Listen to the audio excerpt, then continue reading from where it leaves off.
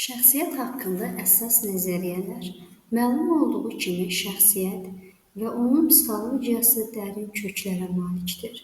Şəxsiyyət psixologiyası sahəsində nəzəri tədqiqatlar öz əsaslarını qədim dünyanın mütəfəkkirlərinin işlərindən almışdır.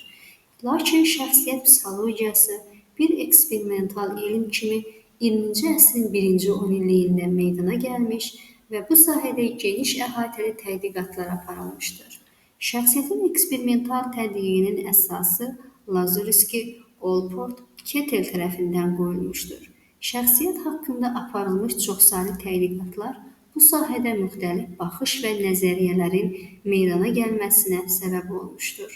Həmin nəzəriyyələri qruplaşdırmış olsaq, təxminən bu şəkildə olar: klassik nəzəriyyə, klinik nəzəriyyə, eksperimental nəzəriyyə, kognitiv nəzəriyyə, behavioristik nəzəriyyə, humanistik nəzəriyyə.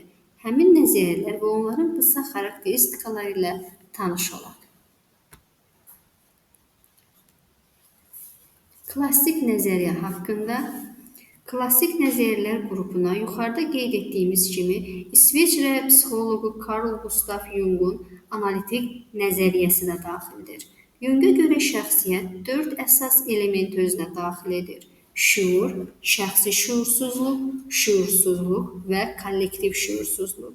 Bir şuursuzluğa qarşı 3 şuursuzluq dayandığı halda Jung buna xüsusi əhəmiyyət verir. O belə hesab edir ki, insan təkcə özünün gizli tendensiyaları ilə deyil, eyni zamanda istəkləri, məqsədləri, arzuları ilə də müəyyən edilir. Jung'un fikrincə, çox vaxt bu maska əhval və istəyimizə uyğun gəlmir.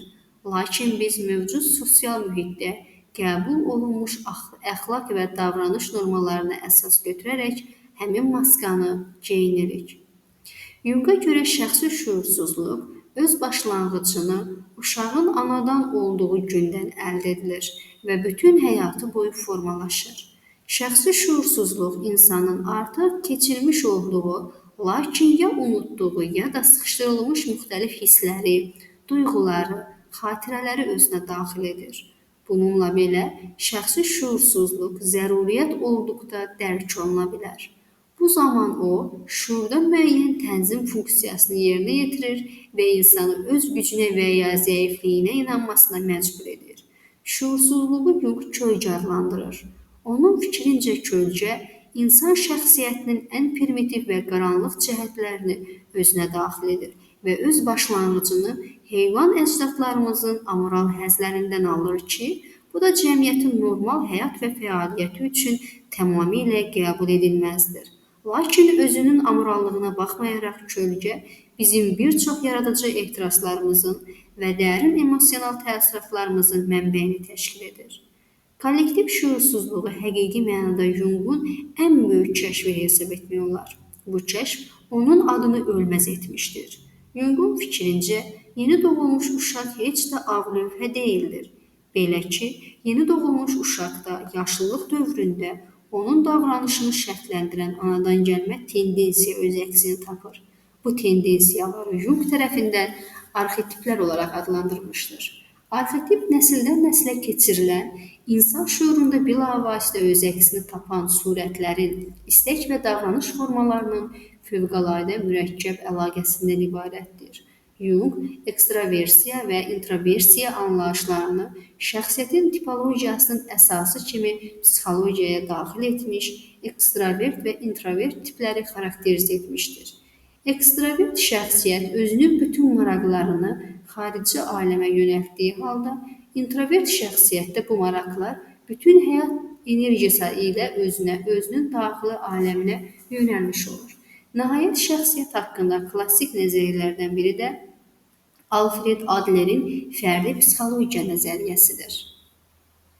Onun fikrincə, insanda ən əsas onun təbii instinktləri deyil, birlik hissidir. Bu hiss anadan gəlmədir, lakin sosial cəhətdən inkişaf etdirilməlidir. Adler şəxsiyyətin formalaşmasına təsir edən 3 mühüm münasibəti qeyd edir: başqa adamlara münasibət, əməyə münasibət, başqa cinsə münasibət. Adlerə görə şəxsiyyətin strukturunu müəyyən edən əsas motiv və tendensiyalar bunlardır: 1. Özünün gücsüzlüyünü hiss etmək. 2. təkmilləşməyə və üstünlük əldə etməyə cəhd. 3. Birlik hissi və ya sosial hiss. Onun fikrincə bu tendensiyalar anadan gəlmə deyildir. Daha doğrusu, uşaq doğularkən ona hazır şəkildə vermir. O dünyaya gələrkən insan nitqinə qabillik onun anatomiyasında olduğu kimi bu tendensiyalar üçün də potensial imkanlar olur. Şəxsiyyət haqqında klinik nəzəriyyə. Şəxsiyyət haqqında psixoloji nəzəriyyələr içərisində klinik nəzəriyyə özünə məxsus yer tutur.